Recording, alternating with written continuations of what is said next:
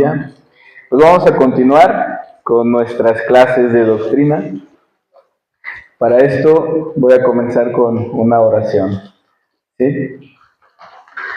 Señor, en este momento te queremos agradecer porque conforme a tu voluntad tú has dispuesto que estemos aquí reunidos, Señor. Permítenos que en este momento tú seas glorificado a través de esta enseñanza, Señor. Dale entendimiento a mis hermanos, que tu Santo Espíritu les ilumine, de modo que todo lo que se comparta en este momento, ellos puedan contrastarlo con la Escritura, Señor. Que toda palabra que se hable pueda ser examinada, de modo que mis hermanos puedan retener aquello que es conforme a tu Escritura, Señor.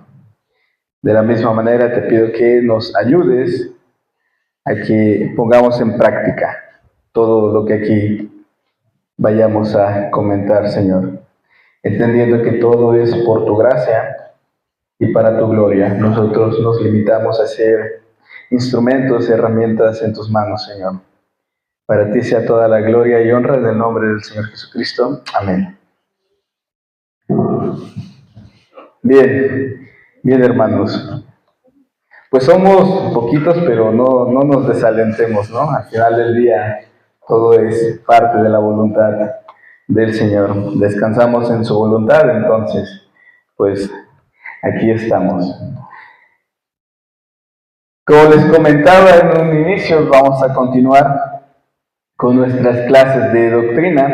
Si recordamos, hace 8 días hicimos un paréntesis referente un paréntesis a expensas del Catecismo de Heidelberg, y abordamos un poco respecto al libertinaje y al legalismo, ¿sí? Pero bueno, cerramos este paréntesis que es necesario y vamos a continuar. Bien.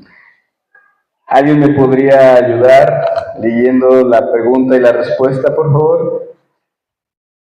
Entonces, Dios no es injusto con el hombre al requerirle y en su ley lo que no puede realizar. ¿La respuesta también? Para nada, pues Dios creó al hombre con la capacidad de realizarlo, pero el hombre, por instigación del diablo y su propia desobediencia voluntaria, se privó a sí mismo y a toda su posteridad de esos dones divinos. Bien, si recapitulamos en clases pasadas, mencionábamos de manera breve cómo es que el hombre era naturalmente antes de la caída. Sí, cómo es que la caída afectó a la condición natural del hombre.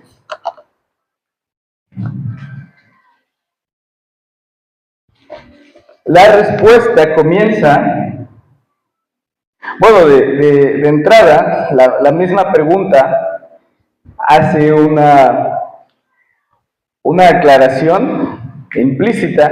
Se está preguntando retóricamente, ¿Dios no es injusto entonces a requerirle en su ley aquello que el hombre no puede cumplir? Y la respuesta simple, la respuesta instintiva, debería ser no. Dios no es injusto. ¿En qué sentido? Vemos aquí que precisamente la naturaleza de Dios es el estándar de justicia por definición. Es decir, Dios por su propia naturaleza obra todo justamente.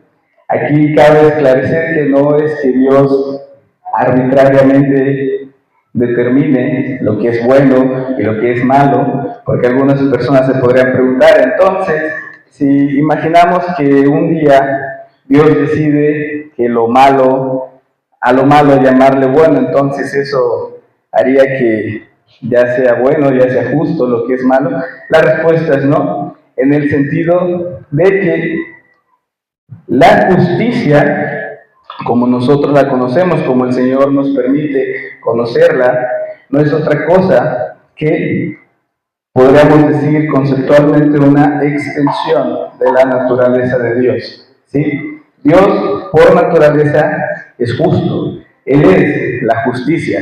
Por definición, entonces, todo lo que Dios hace, todo lo que Dios decreta, es bueno y justo. Entonces, recordamos nuevamente, el hombre fue creado naturalmente bueno. Según Génesis 1:31, vemos que Dios, después de crear al hombre, dice, es bueno en gran manera. Entonces, la condición natural del hombre antes de la caída es de bondad. ¿Sí? No hay en él corrupción, no hay en él tendencia al pecado. Es lo que en teología reformada, menos el catecismo de Westminster, llama o conoce como el estado de inocencia, ¿sí? De hecho, esto es algo que también había escrito hace ya varios siglos Agustín de Hipona, un teólogo muy prominente. Él utilizaba esta frase latina que vemos aquí para referenciar cuál era el estado del hombre antes de la caída.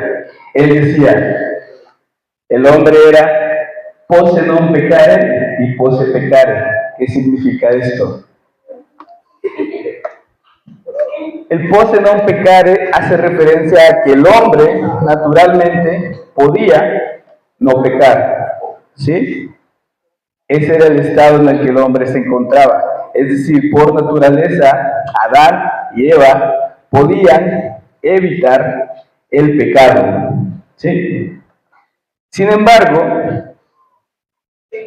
en el mismo sentido, también eran posse peccare, es decir, ellos podían pecar, pese a que no tenían una predilección por el pecado, porque su naturaleza no era corrupta, no era corrompida, no estaban exentos de poder pecar.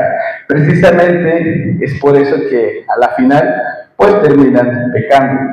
Como nos dice Génesis 3:6, ahí es cuando se narra precisamente cuando ellos desobedecen el mandato de Dios y pecan, ¿sí? Comen del fruto que el Señor les había mandado explícitamente a no comer.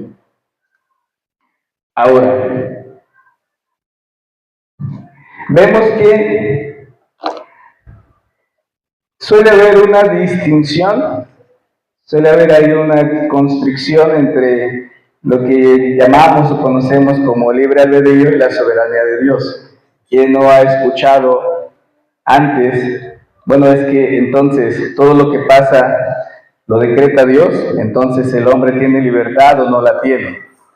Bien, entendemos que según el testimonio escritural, Dios decreta soberanamente todo cuanto acontece, ¿sí? Desde la eternidad pasada. De esto nos dan testimonio el Salmo 115:3, 135:6, que dice, nuestro Dios está en los cielos, todo lo que quiso ha hecho. Es decir, el Señor es soberano por sobre todas las cosas y en todos los sentidos, en todas las esferas de la realidad. De igual manera, el apóstol Pablo en Romanos 9:19, de hecho, cuando está hablando respecto a la elección que proviene de Dios, lanza esta pregunta retórica, anticipándose y así y echando mano precisamente de las objeciones comunes y frecuentes referente a la doctrina de la soberanía de Dios. Cuando en Romanos 9:16 el apóstol dice, entonces no depende del que quiere ni del que corre, sino de quien Dios tiene misericordia. Y a su vez en el verso 18 dice que Dios tiene misericordia de quien Él quiere tener misericordia y a quien quiere endurecer, endurece. En el verso 9:19 el apóstol pone, Entonces, estoy parafraseando aquí, algunos dirán, ¿por qué pues Dios nos inculpa? ¿Quién puede resistirse a su voluntad? Aquí el apóstol alude, el apóstol apela al hecho de que evidentemente el Señor decreta soberanamente, pero esto no elude el hecho de que el hombre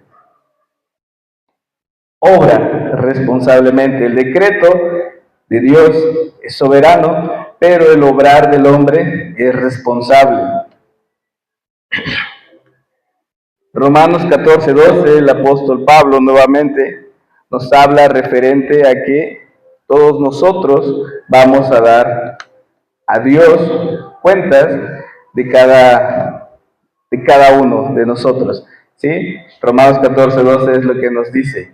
Cada quien va a dar a Dios cuentas de sí. Entonces, el hombre es responsable de lo que obra. Y en este sentido, mencionamos también el estado de caída, es decir, cómo fue el cambio, cómo fue la transición del estado de inocencia que era antes de que Adán y Eva pecaran, y cuál es el efecto posterior a la caída, que es precisamente después de que pecan.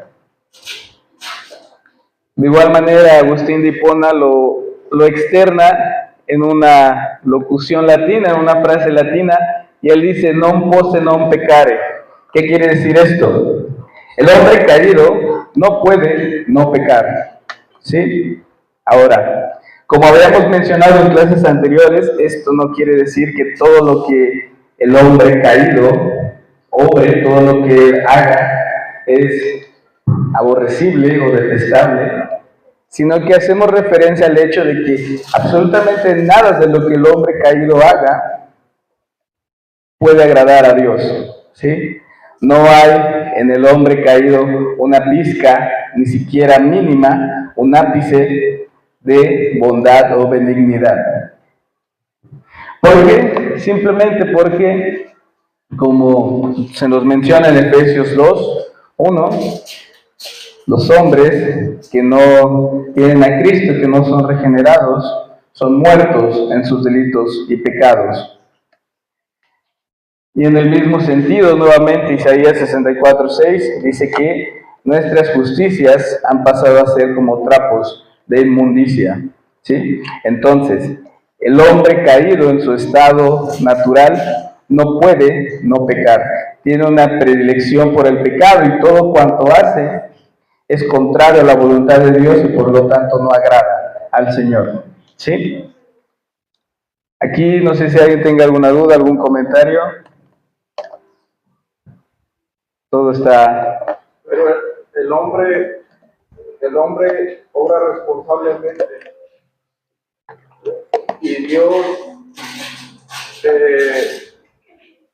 nos hace a nosotros, cuando recibimos al Espíritu Santo, nos da ese libre albedrío de hacerlo por el Espíritu. Pero ¿y por qué a las personas que no tienen al Espíritu Santo, entonces cómo se les juzgaría? Ok, bien. De hecho, eso viene en la siguiente diapositiva, o sea, tu respuesta. Así que pues no quisiera como que adelantarme y reiterarlo nuevamente.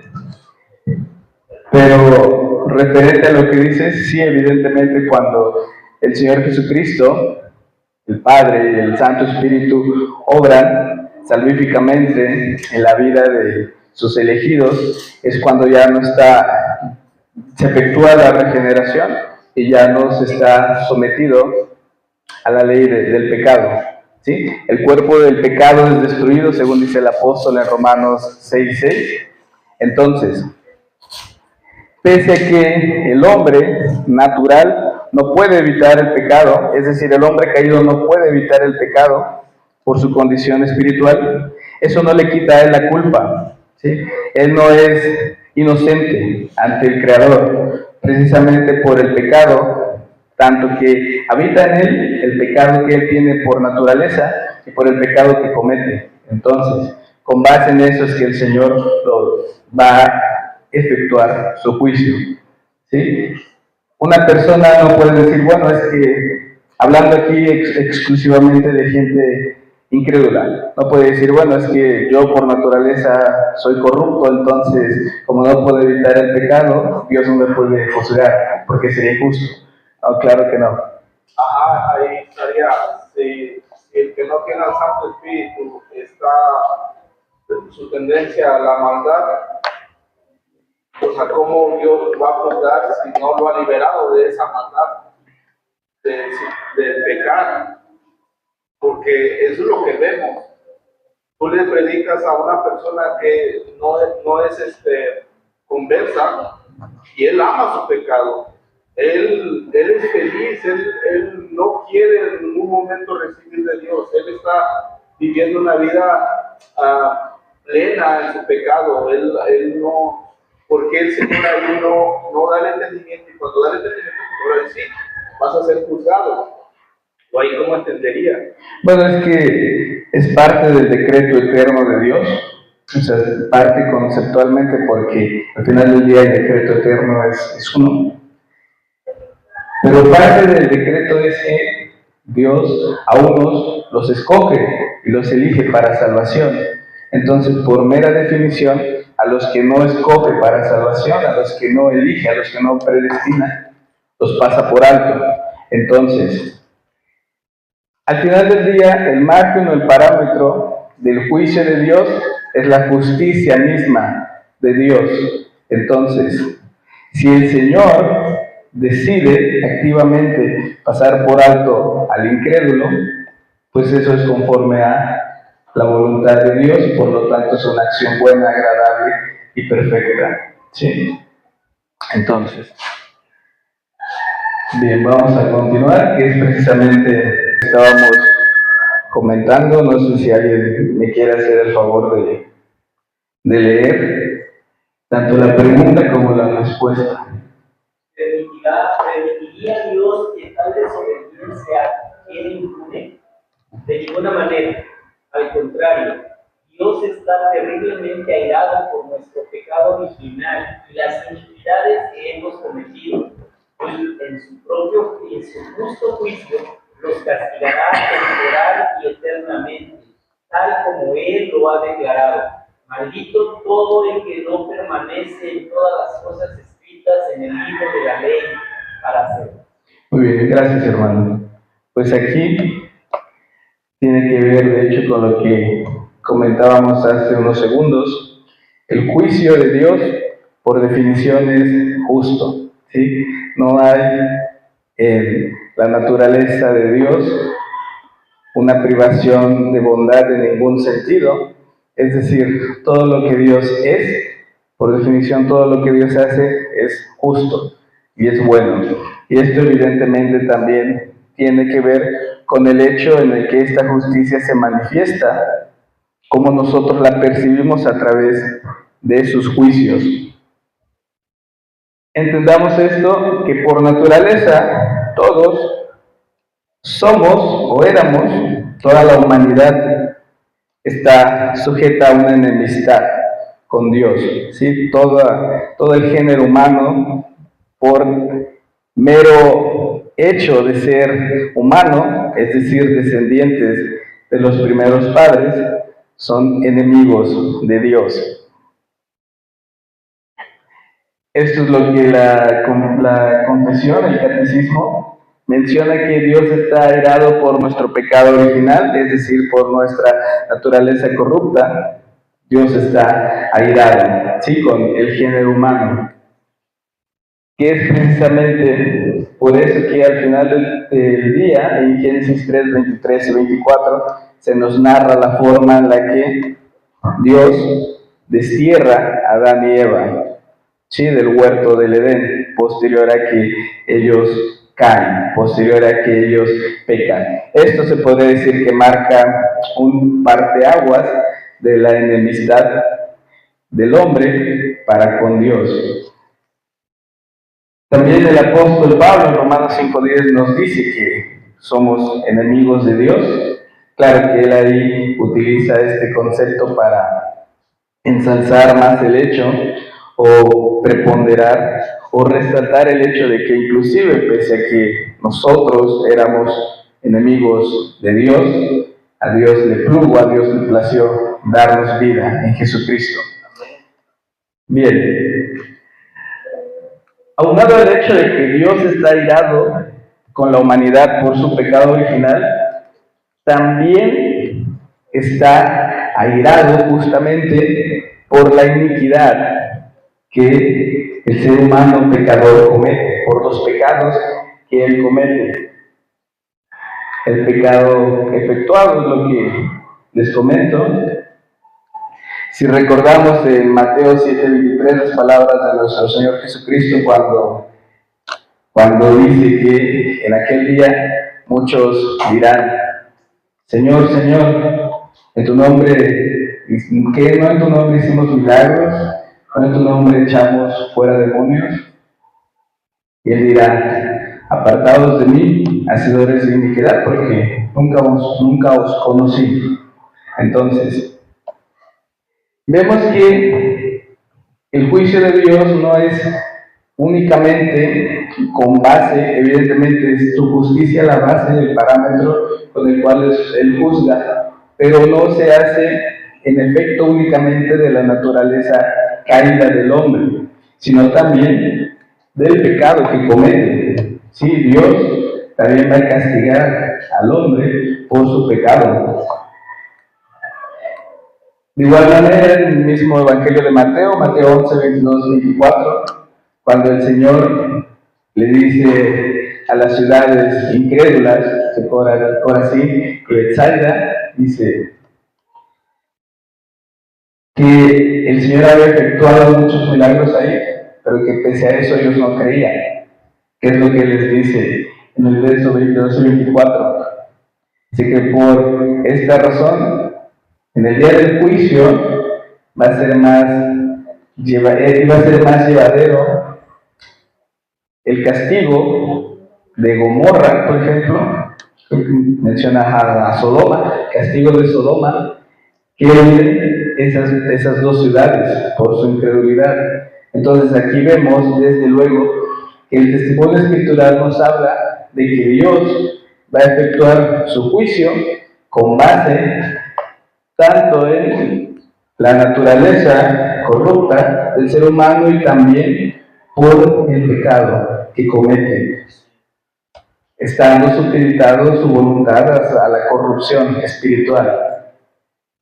Ahora, también se nos habla aquí de dos castigos, uno temporal y uno eterno.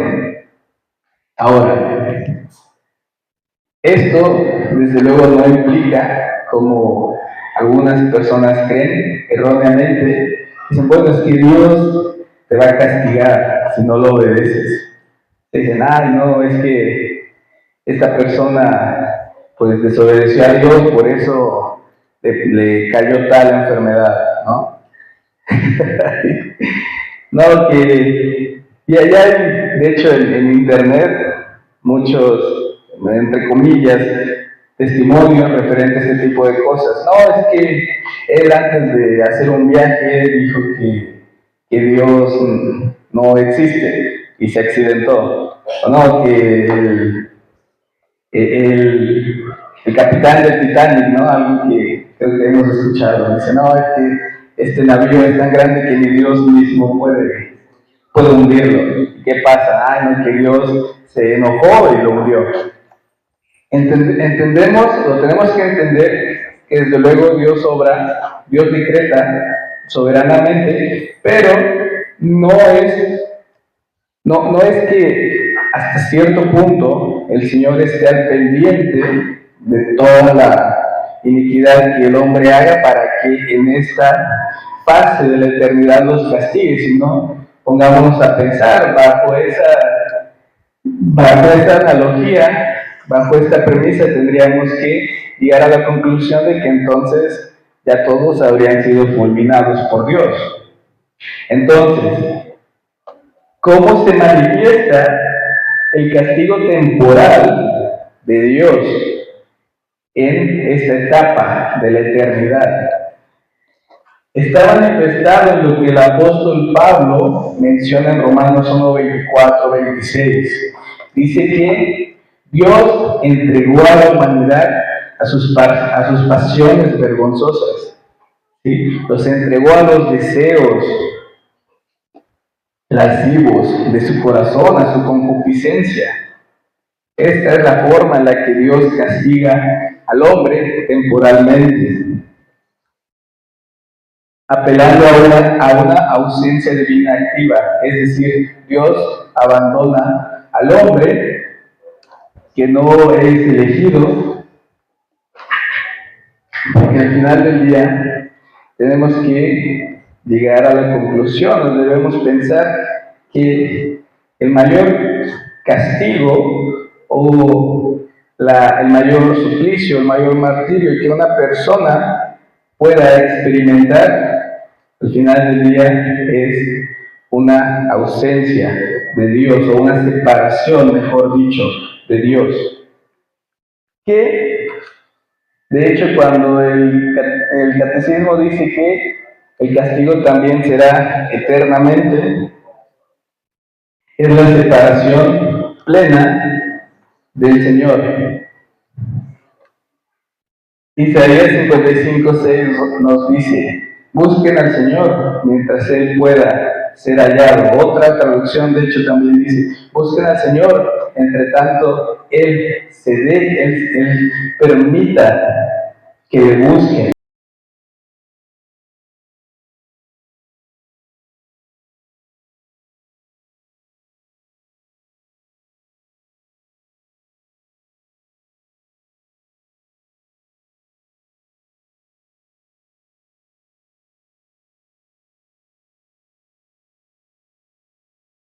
En 5:41 el Señor Jesucristo menciona en una de sus parábolas qué es lo que pasa analógicamente con aquellos que no son escogidos para salvación, que es lo que dice en Mateo 25:41. Apartaos de mí, malditos, al fuego eterno preparado para el diablo y sus ángeles, ¿no? En este mismo sentido, el Señor Jesucristo, cuando está externando la enseñanza del rico y Lázaro,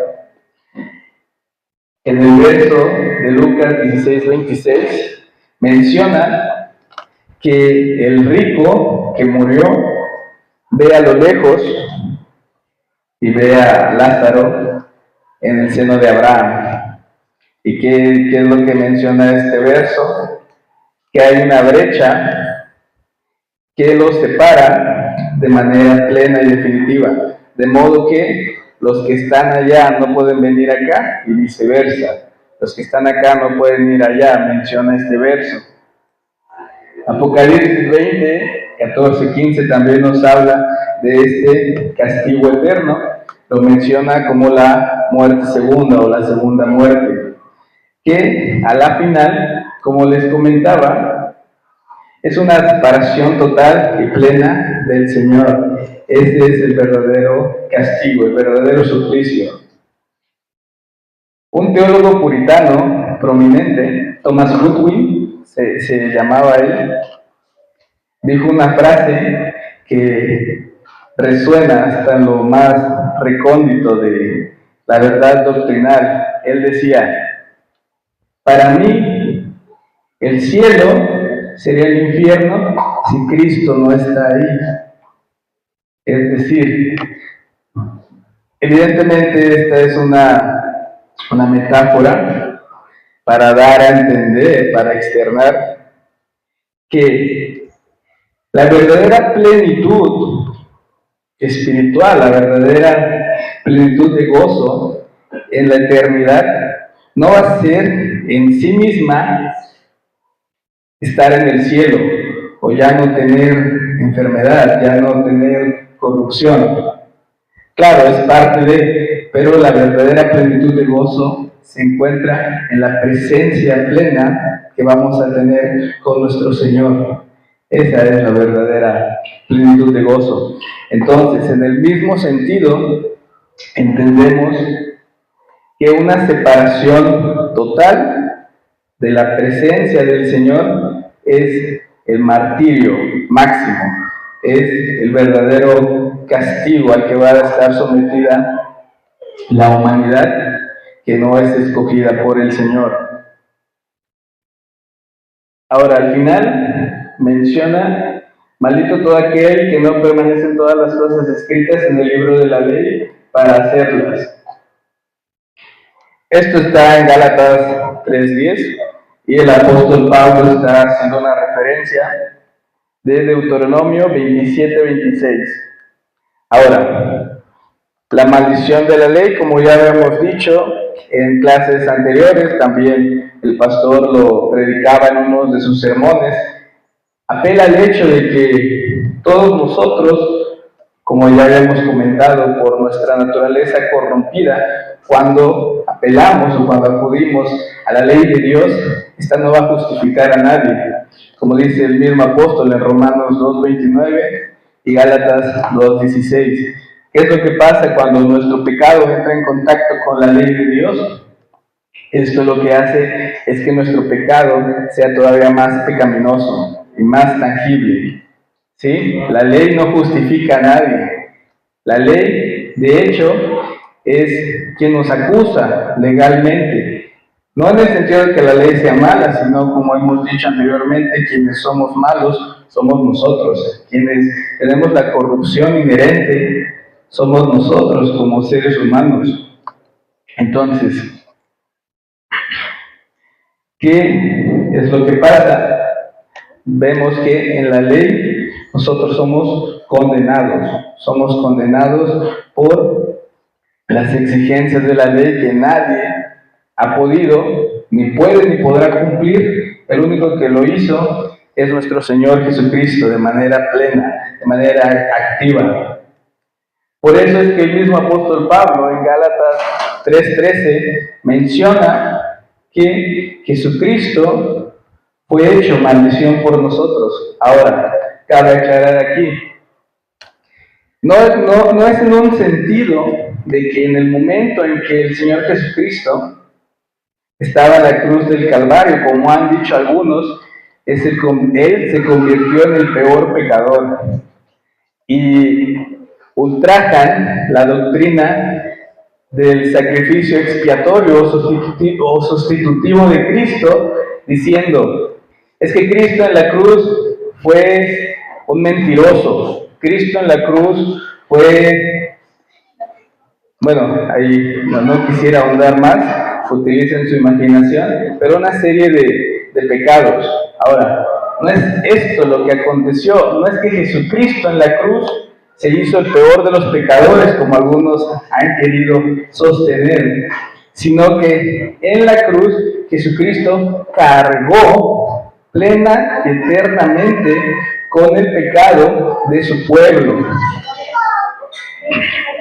Segunda de Corintios 5:21 también lo externa cuando dice que al que no conoció pecado, por nosotros se hizo pecado, en el sentido, como les comento, que Él fue la ofrenda sustitutiva, plena, suficiente, por el pecado de sus escogidos. No que Él se hizo pecado, que Él se hizo pecador. De hecho, esa es la doctrina de la obra sustitutiva de Cristo. Aquel que no tiene pecado en ningún sentido, ni de pensamiento, ni de voluntad, de nada, está pagando por el pecado de sus escogidos. Entonces, la maldición de la ley fue recibida por o depositada en nuestro Señor Jesucristo en la cruz del Calvario. No sé si alguien aquí tenga alguna duda, algún comentario. ¿No? Si no, vamos a pasar al último apartado. ¿Alguien me quiere apoyar en la lectura de la pregunta y la respuesta, por favor. ¿Acaso Dios no es también misericordioso? Es cierto que Dios también es misericordioso, pero también es justo. Por lo tanto, su justicia requiere que el pecado que es cometido contra la altísima majestad de Dios sea también penado con el máximo castigo del cuerpo y alma, es decir, con el castigo eterno. Ahora, gracias hermana. Sé que algo muy común, de hecho en sermones, en predicaciones o enseñanzas, es que se suele marcar una contraposición entre lo que hemos llegado a conocer como los atributos de Dios. No sé si alguna vez has escuchado alguna frase como, bueno, es que Dios es bueno, digámoslo así, Dios es justo, pero también es amoroso. ¿Sí? ¿Le suena de algo? Sí. Cuando dicen, es que sí, Dios ama, pero Dios también castiga. ¿Sí? Sí le suena de algo. Bien. En la teología reformada existe una doctrina que, de hecho, paradójicamente, pese a su nombre, simplicidad divina, en ocasiones pues suele ser hasta un poco confusa, ¿no? Puede ser lo contrario a simple, puede ser compleja. Pero bueno, ¿qué es la simplicidad divina? Apela a una unidad esencial necesaria de Dios, o dicho de otra forma. Cuando se habla de simplicidad divina, se está diciendo que Dios, por naturaleza, es. ¿Esto qué quiere decir? ¿Alguna vez han escuchado hablar referente a la aceidad de Dios? La aceidad, ¿qué será esto de aceidad? Yo sé que aquí mis hermanos sí, aceidad. A ver, hermanito Alfredo. Es que Dios es autosuficiente, no necesita de nadie para existir, Él siempre ha sido a través de siempre como existir. Así es. Bien. Esto resuena con Éxodo 3:14, cuando Dios habla con Moisés, el evento de la zarza ardiente, cuando Moisés pregunta, cuando el pueblo pregunta ¿quién te ha mandado? ¿Cómo se llama quien te manda? El Señor responde, yo soy el que soy. Este nombre de Dios apela de hecho a su aceidad, como dice mi hermano.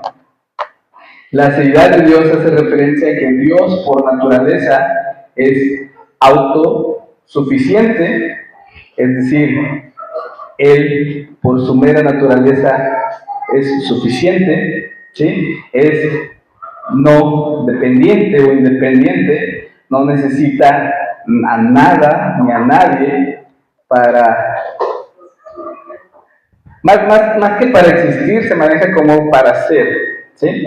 Ahora, en el mismo sentido, Dios es incausado, no hay nada que motive a Dios, no hay nada que inspire a Dios más que el hecho, más que su propia naturaleza, podríamos verlo en ese sentido. ¿Por qué tenemos que hablar referente a la simplicidad de Dios en este sentido? Porque si nosotros llegásemos a decir que Dios posee atributos o Dios tiene atributos que se complementan entre sí, estaríamos negando esta doctrina. Imaginemos esto, que Dios tiene, este es un ejemplo, que Dios tiene 10 atributos. Entonces, si nosotros decimos, pues es que, entonces si hacemos la suma de sus atributos, tenemos 1/10, 2/10, 3/10, 4/10 partes, y así hasta que lleguemos a 10/10 partes. O sea, no es en ese sentido. Dios, por naturaleza, es único en el sentido de que Dios es, de hecho, sus atributos plenamente. Dios no tiene amor, Dios es amor, está la distinción, ¿sí? El amor, al final del día, como nosotros lo conceptualizamos, es una extensión de la naturaleza misma de Dios. Números 14, 18 nos dice que el Señor es tardo para la ira, grande en amor. Mateo 19, 17, cuando el Señor Jesucristo está hablando con el joven rico, el joven le dice: Maestro bueno, ¿qué tengo que hacer para ganar la vida eterna? Y el Señor le responde: ¿por qué me llamas bueno? Solamente uno es bueno y es Dios. Aquí el Señor, de manera implícita, el Señor Jesucristo está sosteniendo su deidad, su divinidad, porque no le está diciendo no me llames bueno, sino que le está diciendo, bueno, tú me llamas bueno, y esta es la sustancia implícita del mensaje: tú me llamas bueno y haces bien, porque únicamente Dios es bueno. Y un verso también muy conocido, Primera de Juan 4:8, dice que el que no ama no ha conocido a Dios. ¿Por qué? Porque Dios es amor. No es que Dios tenga amor, porque si decimos que Dios tiene amor, estaríamos diciendo que el amor y el resto de lo que conocemos como sus atributos están convergiendo en Dios, como que haciendo la suma de sus atributos nos da como resultado Dios, y no es así. Dios por naturaleza es suficiente. Entonces, ¿qué pasa cuando tenemos nosotros atributos en apariencia diferenciados o contrapuestos? ¿Qué pasa cuando nosotros decimos, bueno, es que yo veo en tal obra, o inclusive yo veo en tal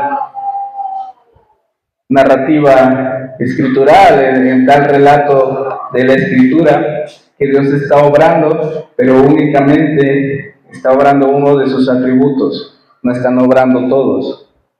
¿Qué pasa?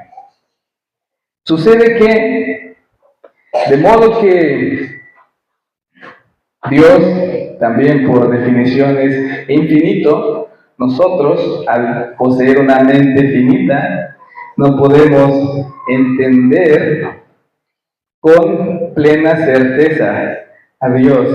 Es decir, nosotros no es que podamos encapsular a Dios en nuestro entendimiento, porque si lo hiciéramos, ya no sería Dios. ¿Sí? Entonces, ¿qué sucede? De hecho, lo que nosotros conocemos como los atributos de Dios son meros conceptos. Es por lo que nosotros percibimos finitamente. Y generalmente es cuando el obrar de Dios va efectuado hacia un objeto. Es por eso que decimos que en el juicio de Dios no es que únicamente se manifieste su ira. Por ejemplo, no podemos decir, bueno, es que Dios cuando efectúa su juicio solo se está mostrando airado. Claro que no, porque si dijéramos eso, estaríamos negando el hecho de que Dios, en sustancia, en naturaleza, es suficiente. ¿Qué pasa entonces? Por ejemplo, recordamos la epístola a los Romanos 9, 21 al 23, cuando el apóstol Pablo está hablando referente a los vasos de misericordia, los vasos de ira. Tenemos que, evidentemente, al vaso de misericordia, en este sentido, el Señor está manifestando la misericordia, ¿sí? No podemos decir, bueno, es que cuando el Señor tiene misericordia para con sus elegidos, pues también está manifestando su ira para sus elegidos. No sé si me explico. Sería una contradicción lógica. Pero ¿qué sucede entonces, por ejemplo, con este evento? El Señor está manifestando tanto misericordia como ira, solamente cambia el objeto que recibe el efecto del juicio de Dios. Tenemos que al vaso de misericordia se le manifiesta una ausencia de ira o la misericordia en sí misma. Y al vaso de ira se le manifiesta una privación de la misericordia o la ira en sí misma. Es lo que comentábamos. El vaso de misericordia no está recibiendo ira y el vaso de ira no está recibiendo misericordia. Pero al final del día, en la manifestación de la obra de Dios, se ven ambos aspectos de atributos conceptuales de Dios, su ira y su misericordia. Pero únicamente es cuando nosotros, por decirlo de alguna manera, tratamos de entenderlo. No es que Dios, cuando obra, únicamente manifiesta unos atributos y otros no. No, el Señor es uno en sustancia y por esa misma verdad, por esa misma realidad, desde la eternidad, sus decretos manifiestan plenamente toda la naturaleza divina. ¿Sí? Cuando nosotros decimos, bueno, es que yo aquí nada más veo el amor de Dios, o la ira de Dios, la justicia de Dios, es porque de alguna u otra manera, de esa forma nosotros conceptualizamos finitamente algo que es infinito, que es la naturaleza de Dios. Claro que esto es importante aclararlo.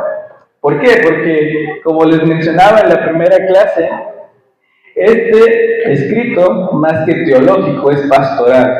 Por eso no enfatiza tanto en el hecho de que, pues, en Dios no hay una contraposición de atributos. No, Dios es todo lo que nosotros conocemos como sus atributos, naturalmente. Bien, no sé si aquí hay alguna duda, comentarios, si no ya para que vayamos cerrando. Pues ahora que entonces yo conozco a Dios, he recibido su misericordia para glorificarle, ¿no? Porque pues habiendo conocido a Dios, no le glorificaron como a Dios ni le dieron gracias, sino que se envanecieron en sus razonamientos y su necio corazón fue entenebrecido. Aquellos que han conocido a Dios y lo niegan o lo rechazan, han recibido misericordia, pero también condenación. Aquellos que se les predica y se les habla, han recibido esa misericordia, que no van a ser elegidos, van a ser desterrados. O sea, en las dos contrapartes entra Dios para con ellos. Mas para con nosotros tenemos ese privilegio de glorificarle y no profesar ser sabios y hacernos necios. Entonces, yo como creyente debo de en todo momento glorificarle a Dios por esa misericordia que he recibido. Pero para aquellos que se les habla, se les predica y no la comprenden, la misericordia, ahí sería dejar hasta que el Señor actúe. Claro. Sí. De hecho, pues, así de manera breve, también existe una doctrina conocida como la gracia común de Dios. Precisamente por eso el Señor Jesucristo menciona al final del capítulo 5 del Evangelio de Mateo que nosotros, como cristianos regenerados, como creyentes, no debemos actuar de manera en la que, bueno, el Señor Jesucristo menciona como los gentiles y los publicanos, que al final del día refiere a aquellos que son incrédulos, que no le pertenecen a Dios. ¿Qué es lo que dice el Señor Jesucristo? No sean como los gentiles y publicanos que únicamente saludan a quienes los saludan.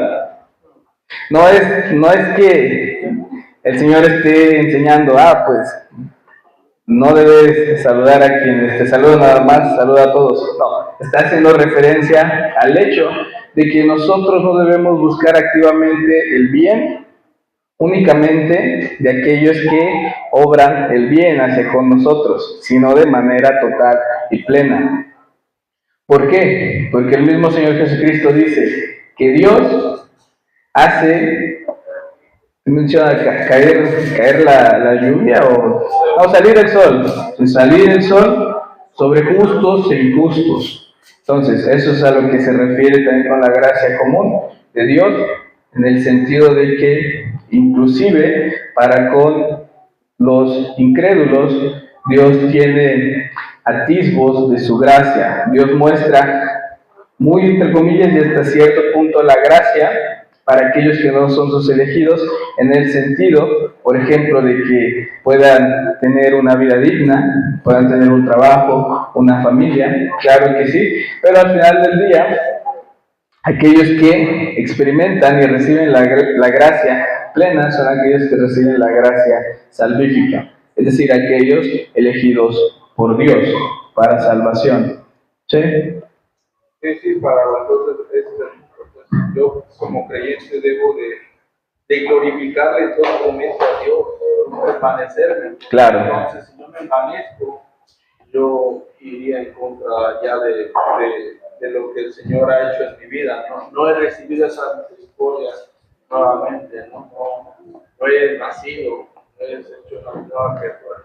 Bueno, lo digo por mis hijas, pues, que entiendan que en todo momento se le debe de glorificar y que no se deben de envanecer y no ser sabios, sino que en todo momento darle la gloria, porque si no la cambiamos la gloria, la volvemos corruptible y nos desviamos de, el que es elegido no. Claro, aquí entendiendo ya para finalizar que inclusive inclusive la manifestación de que busquemos honrar y glorificar a Dios es proveniente de Él, ¿sí? Él pone en nosotros el querer como el hacer, de modo que al final del día el Señor recibe toda la gloria, toda la honra. Nosotros nos limitamos a ser siervos inútiles, como dice el mismo Señor Jesucristo en Lucas 17:10, siervos inútiles somos porque únicamente hicimos lo que teníamos que hacer, ¿sí? Entonces, bien, hermanos, pues vamos a dar por concluida esta clase. Para esto pido que me acompañen en una oración, por favor.